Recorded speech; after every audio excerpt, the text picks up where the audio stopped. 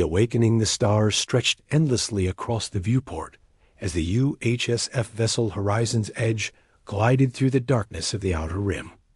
Captain Michael Torres stood on the bridge, his hands clasped behind his back, watching the sensor displays with practiced calm. His ship had been assigned to diplomatic survey duty in this remote sector for 3 months now, mapping unexplored systems and establishing peaceful contact protocols with any species they might encounter.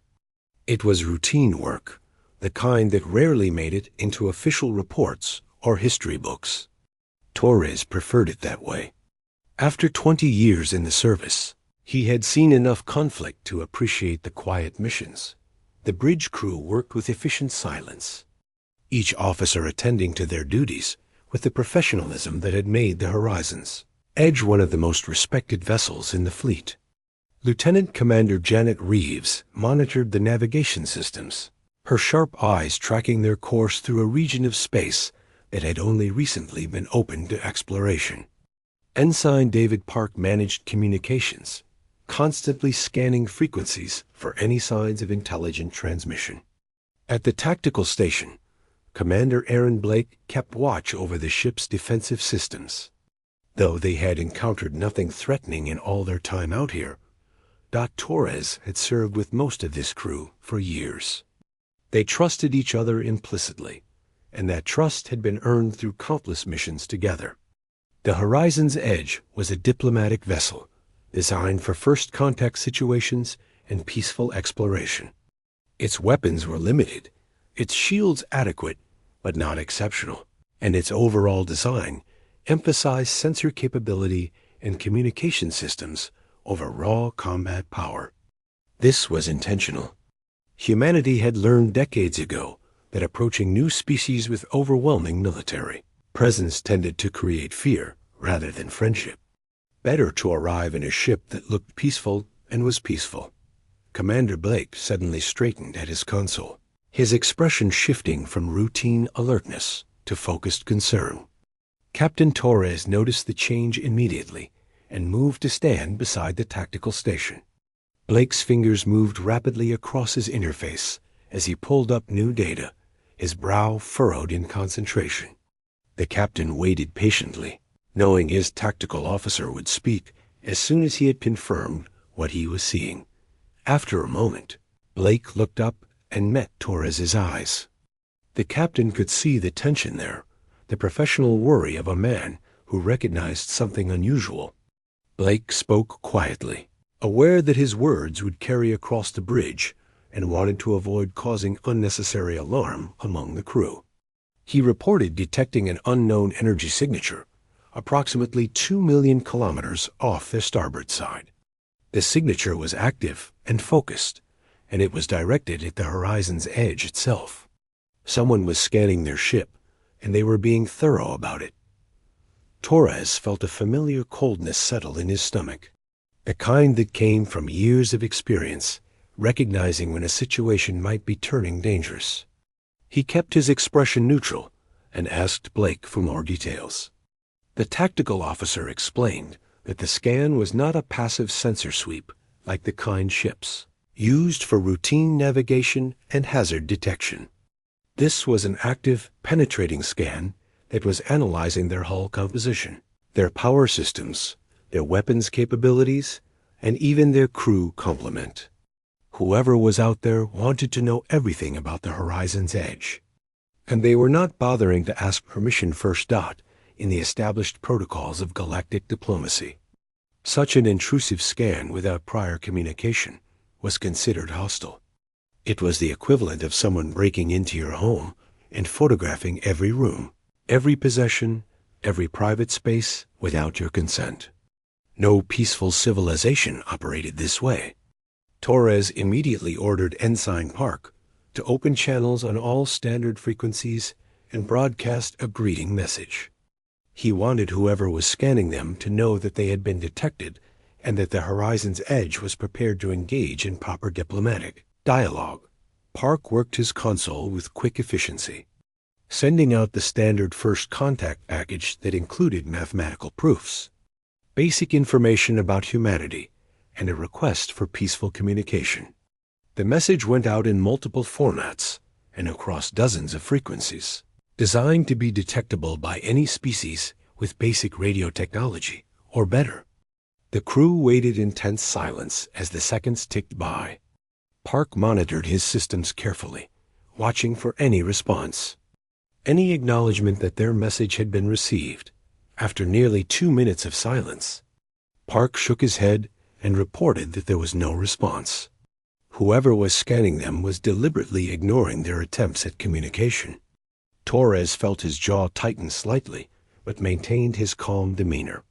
He ordered Blake to run a full diagnostic on their scanning systems and see if they could identify the source of the intrusive scan.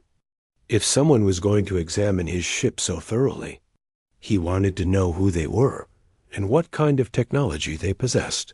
Blake worked quickly, correlating data from multiple sensor arrays to build a clearer picture of what they were dealing with. After a moment, he reported that he had located the source. There were actually multiple sources, Blake explained. The Horizon's edge was surrounded by 6 vessels that had apparently been using some form of cloaking or stealth technology. They had only revealed themselves when they began their active scan, and now Blake's sensors could detect them clearly. The vessels were large, each one outmassing the Horizon's edge by a significant margin, and their energy signatures suggested advanced technology. Torres processed this information quickly. 6 ships using stealth systems, positioned in a perfect surrounding formation, conducting an unauthorized scan of his vessel. This was not a chance encounter or a misunderstanding. This was a planned operation, possibly an ambush. He considered his options carefully. The Horizon's edge was not a warship, and against 6 larger vessels, any kind of combat engagement would be suicide. His responsibility was to his crew first, to gather information second, and to avoid unnecessary conflict whenever possible. Before he could issue new orders, the main view screen flickered and changed. An alien face appeared, and Torres found himself looking at something he had never seen in all his years exploring the galaxy. The being had 3 eyes arranged in a triangular pattern on its elongated head. Its skin was a deep crimson color, with patterns of black markings that might have been natural, or might have been decorative. When it spoke, the ship's translation systems rendered the words in a voice that was cold, arrogant, and utterly dismissive. The alien identified itself as Supreme Commander Veskara of the Zitharan Collective. It spoke as though addressing a lower life form, its tone dripping with condescension. Veskara stated that the Zitharans had detected the Horizon's edge entering their territorial space and had conducted a thorough analysis of the vessel and its occupants. The results of that analysis had been disappointing, Veskara continued. Human technology was primitive and outdated. Human vessels were poorly designed.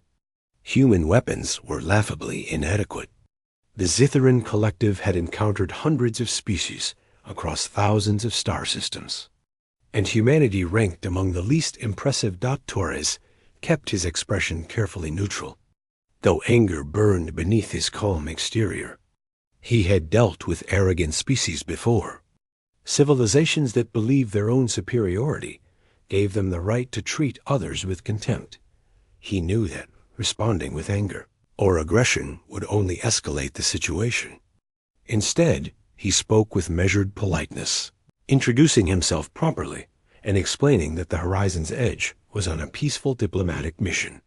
He pointed out that humanity had no maps indicating this region belonged to any established power, and that under the Galactic Convention on First Contact, both parties were required to engage in proper diplomatic protocols before any territorial disputes could be addressed. Veskara made a sound that the translation system interpreted as harsh laughter. The Zitharan commander stated flatly that the collective did not recognize human authority to cite galactic conventions. Humanity was too new to space travel, too technologically backward to have any legitimate claim to participate in galactic governance. The Horizon's edge had been scanned and found wanting. And now the humans would be taught a lesson about trespassing in Zithran space. Torres felt the situation deteriorating rapidly, but continued trying to find a diplomatic solution. He suggested that there had been a misunderstanding and that both sides should take time to discuss the matter, calmly through proper channels. He offered to withdraw from the region immediately to demonstrate good faith while formal negotiations were arranged through neutral mediators. It was a reasonable offer, the kind that usually worked when dealing with rational civilizations that wanted to avoid unnecessary conflict. But Veskara was not interested in reason. The Zithran commander's 3 eyes gleamed with what looked like amusement as it declared that there would be no negotiation. The collective had already decided humanity's fate in this region. All human vessels would be expelled from Zithran territory immediately. All human colonies within 10 sectors would be dismantled. Humanity would surrender any territorial claims and acknowledge Zithran supremacy. To demonstrate that resistance would be futile, the Zithrans would now disable the Horizon's Edge and detain its crew.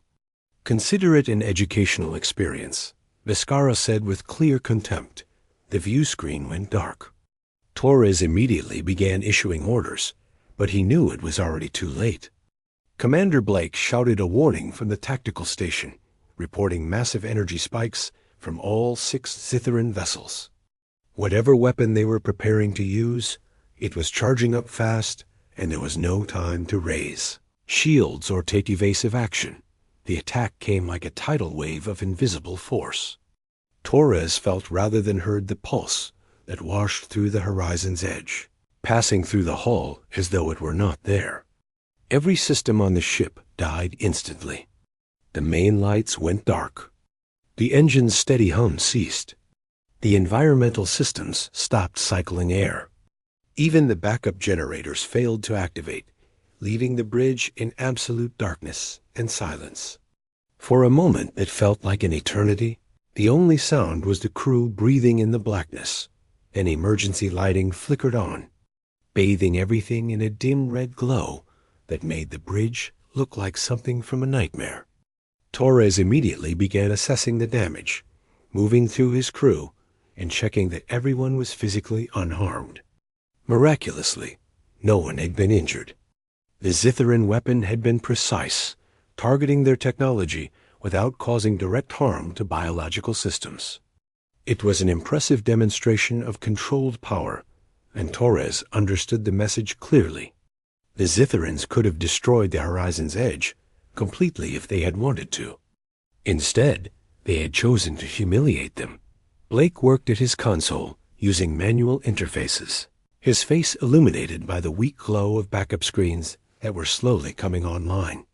He reported that they had been hit with some kind of electromagnetic pulse weapon, but one far more sophisticated than anything in human databases.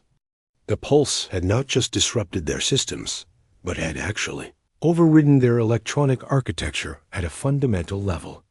Every computer, every circuit, every piece of advanced technology on the ship had been simultaneously reset to a non-functional state. Blake estimated it would take hours, possibly days, to reboot and restore basic functionality. They were completely defenseless and dead in space. Now Torres stood in the red emergency lighting and looked at his crew. He saw fear on some faces, anger on others, but mostly he saw professionals trying to maintain composure in an impossible situation.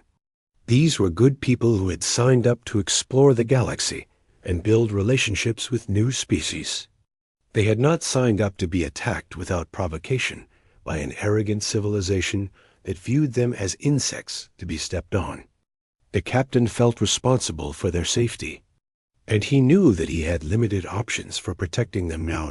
Through the viewports, he could see the 6 Zithran vessels moving closer, taking up positions around the disabled Horizon's Edge.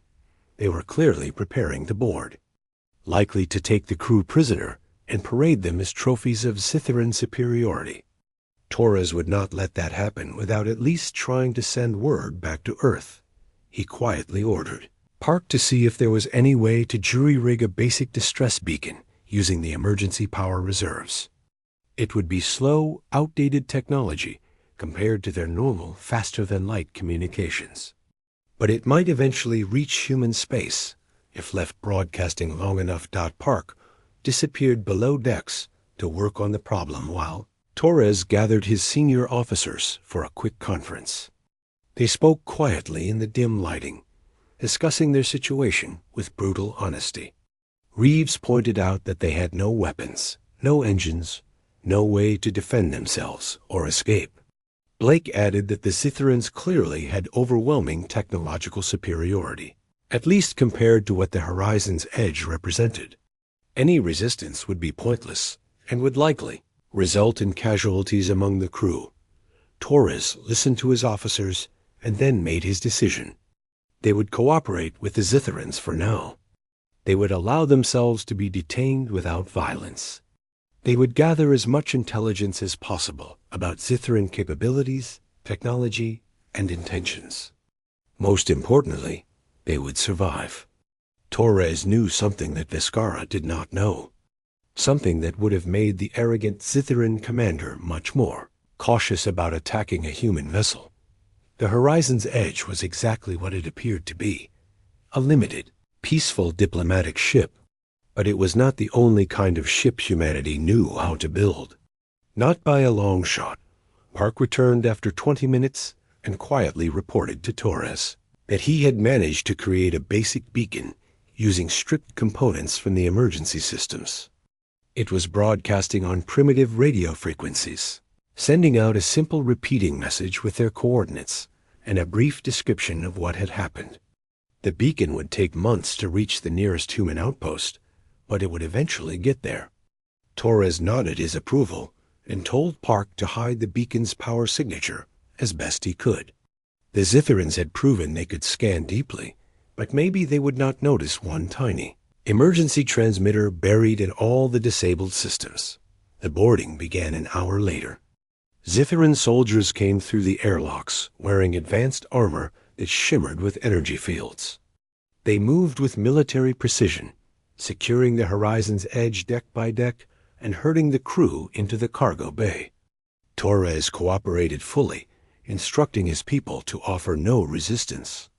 The Zitherans treated them with casual contempt, handling them roughly but not violently, like someone might handle annoying animals that needed to be relocated. Captain Torres and his crew were transported to the Zitheran flagship and placed in detention. Cells that were actually quite comfortable by prison standards. The Zitherans clearly wanted to demonstrate their superiority, even in how they treated prisoners. Torres used the time to observe everything he could. He noted the design of Zitheran technology, the behavior of their soldiers, the layout of their ships. He memorized details that might prove useful later, though he was not yet sure how. Supreme Commander Vizcara visited him once, looking through the energy barrier that sealed Torres' cell. The Zitheran commander seemed pleased with itself, clearly enjoying its easy victory over the primitive humans. Vizcara informed Torres that the Zitheran collective was broadcasting news of the capture across known space. Other species would see that humanity had been defeated without firing a single shot. Other species would understand that the Zitherans were a power to be respected and feared. The message was clear. Do not challenge the collective, or you will share humanity's humiliation. Torres looked at Vizcara calmly and spoke with quiet confidence. He told the Zitheran commander that there was something important they had failed to understand. The Horizon's Edge was designed to be exactly what it appeared: peaceful, limited, non-threatening. It represented humanity's best intentions, their desire to explore and make friends among the stars. But every species needed to be prepared for the possibility that good intentions would not be enough. Every species needed a backup plan. Vizcara seemed amused by this and asked, mockingly, what possible backup plan humanity could have.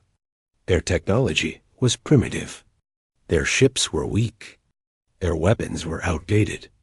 The Zitheran scan had revealed everything. and nothing about humanity suggested they were capable of challenging the collective's dominance. Torres smiled slightly, a cold expression that did not reach his eyes. He told Viscara that the scan had indeed revealed everything.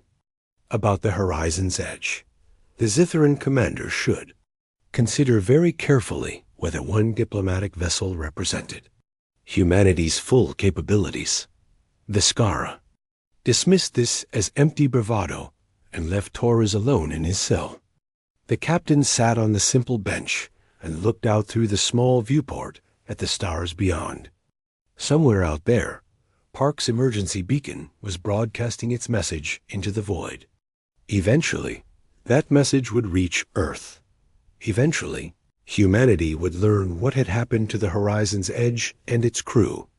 Eventually, the Zithrans would discover that scanning one carefully designed diplomatic vessel told them nothing about what humans were truly capable of when provoked. Torres had studied military history extensively.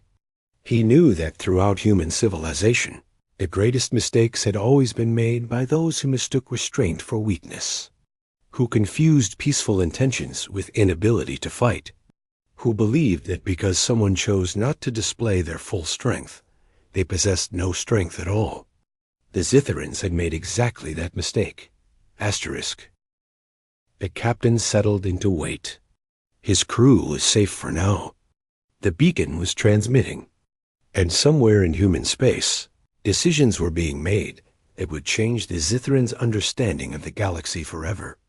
Torres just hoped he would be alive to see Supreme Commander Viscera's face when the arrogant commander finally realized what they had actually done by attacking that one peaceful ship. The game had only just begun, and the Zithrans had no idea they were playing against an opponent who had spent thousands of years perfecting the art of warfare before choosing to set it aside. Now they had given humanity a reason to remember old lessons. That would prove to be the most expensive mistake the Zithran collective had ever made. Asterisk. The reckoning Supreme Commander Viscara stood in the command center of the Zithran flagship Dominion's Pride, watching the holographic displays with deep satisfaction. The conquest of human territory was proceeding exactly according to plan. After capturing the pathetic vessel Horizon's Edge and its crew, the collective had moved swiftly to claim the 15 colony worlds humanity had established in the disputed sectors. The humans had proven to be exactly as weak as the initial scan suggested. Offering no meaningful resistance to Zithran supremacy, the command center buzzed with activity as officers coordinated the occupation forces, spread across multiple star systems. Viscera's strategic advisor, Sub-Commander Threll, approached with the latest intelligence reports.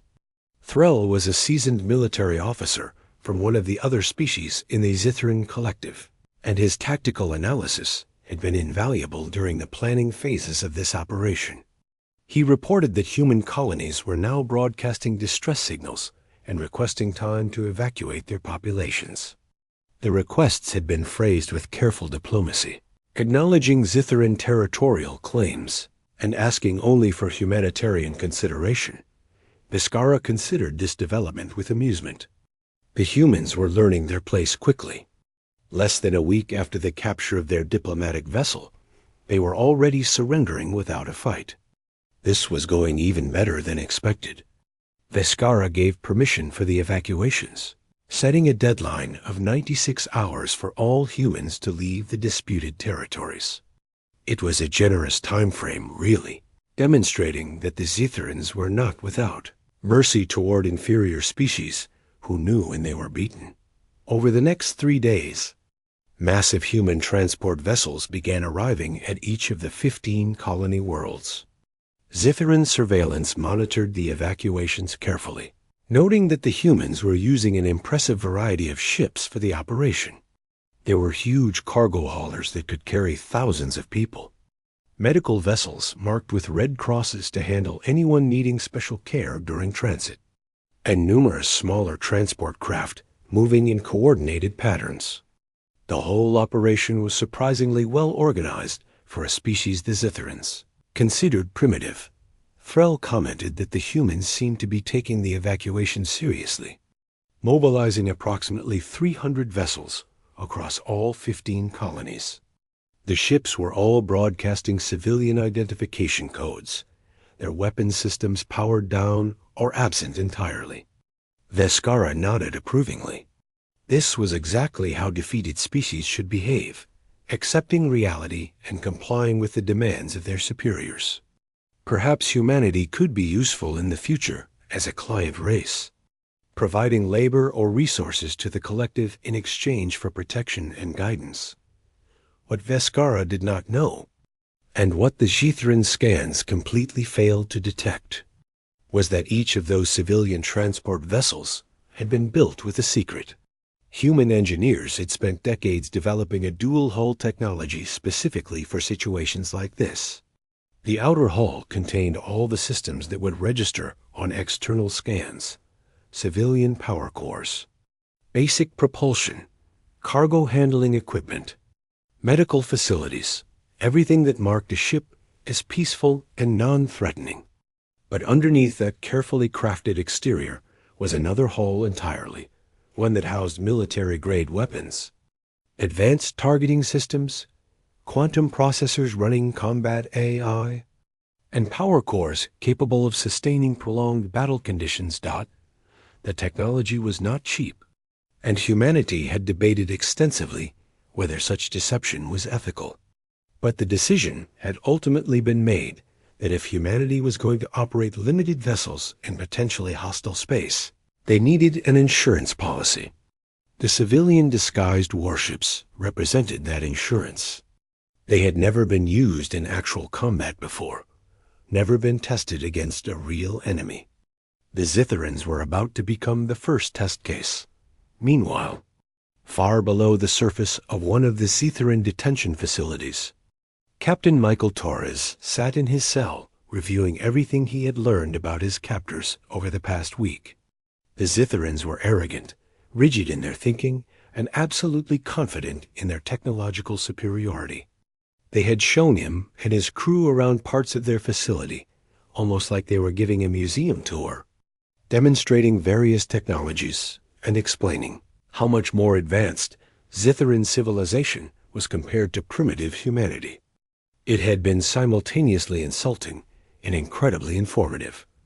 Torres had memorized the layout of the detention facility, the rotation of guards, the locations of surveillance systems, and the weak points in the security protocols. He had done this quietly, carefully, never letting the Zitherans suspect that he was doing anything more than resignedly accepting his fate.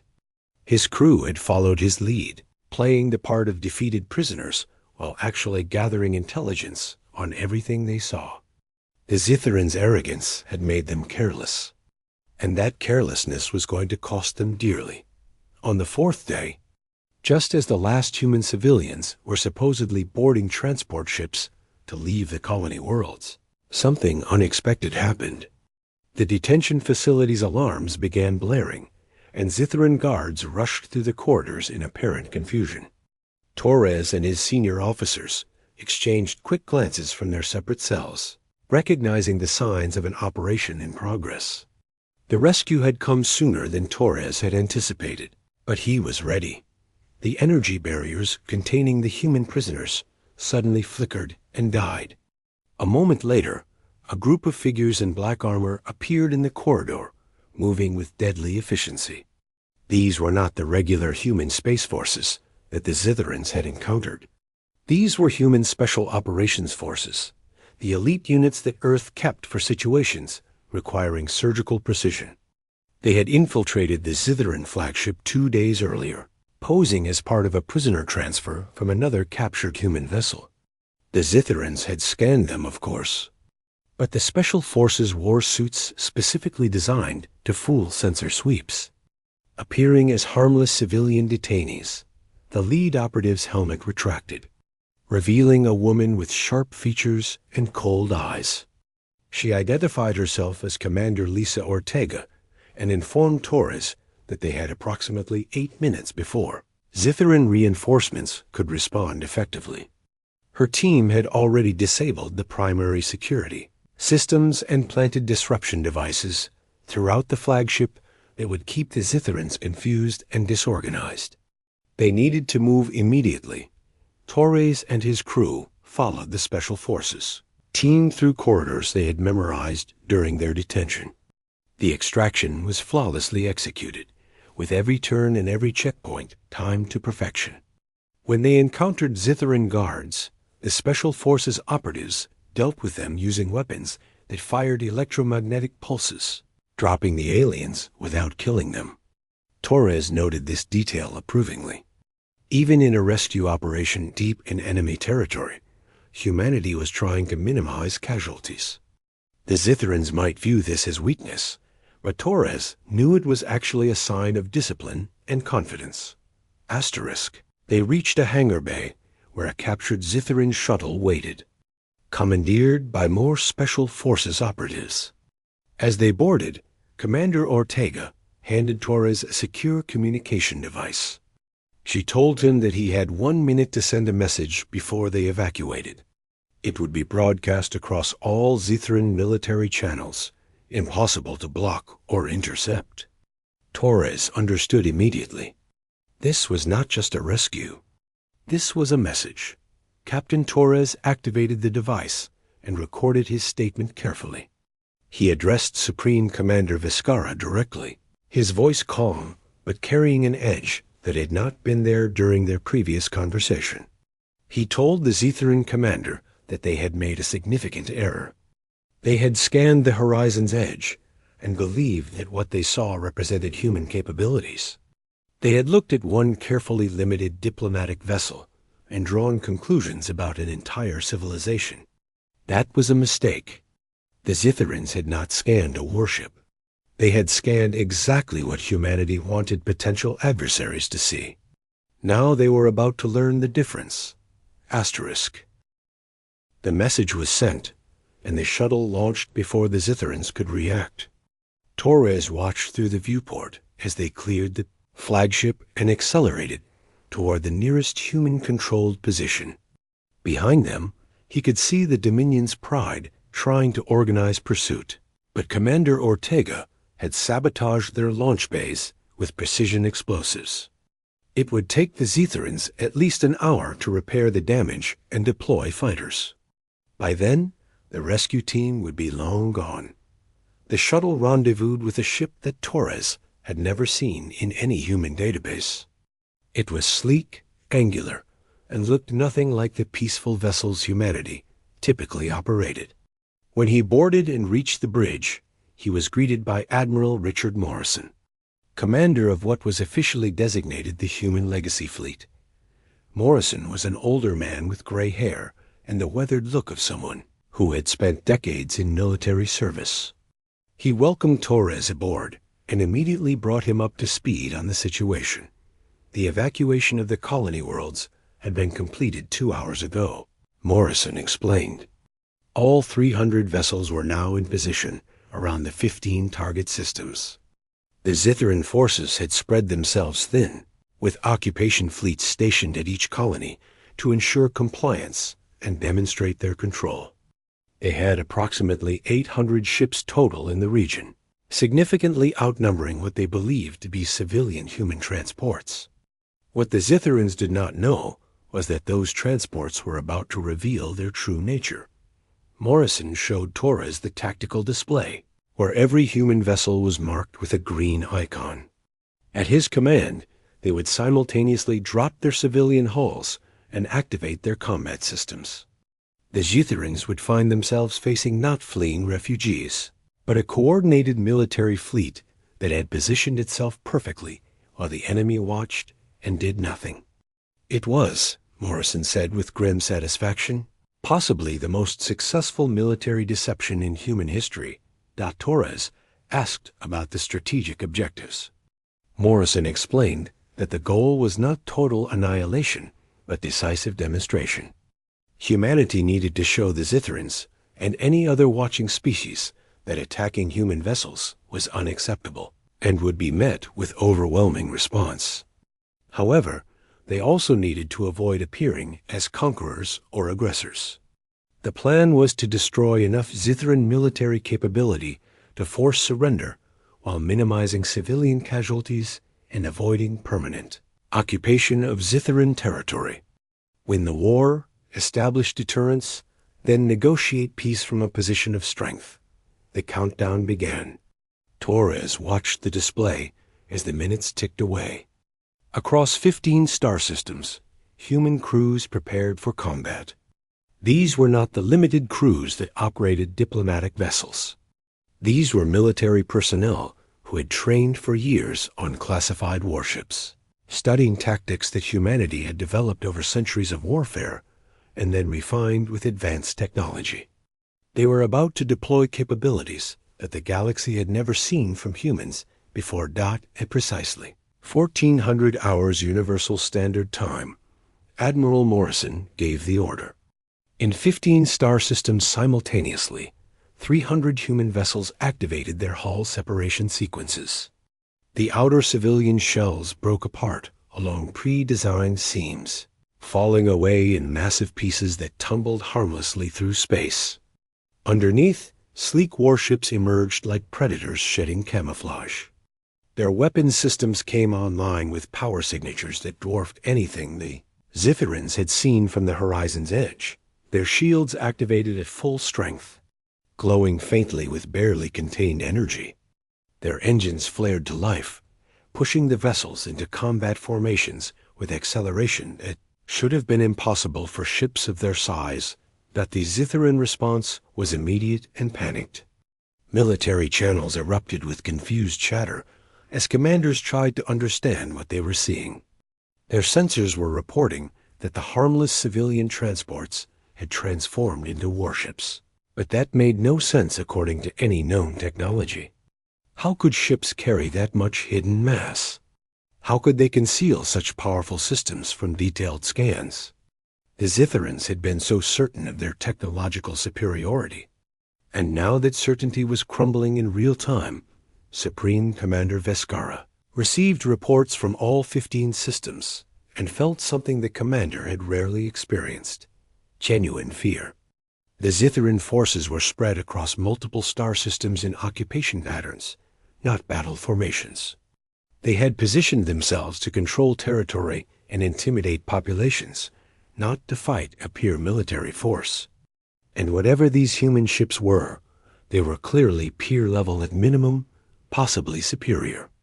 Veskara immediately began issuing orders to regroup and consolidate forces, but it was already too late. The humans had planned this perfectly in the Kepler 442 system. A Zithran battle group of 30 ships faced 12 human destroyers. The Zithran commander, Captain Kelter, felt confident despite being outnumbered in terms of total vessels. Zithran ships were larger and carried more weapons. But when the engagement began, Kelter quickly realized that size meant nothing against this enemy. The human destroyers moved in coordinated patterns that seemed impossible without a single controlling intelligence. They shared targeting data instantaneously, supported each other's attacks perfectly, and adapted their tactics within seconds of encountering new situations. Asterisk. The first salvo of human missiles arrived faster than Zithran sensors could track effectively. Each missile carried swarm submunitions that dispersed at the last moment, overwhelming point defense systems through sheer numbers.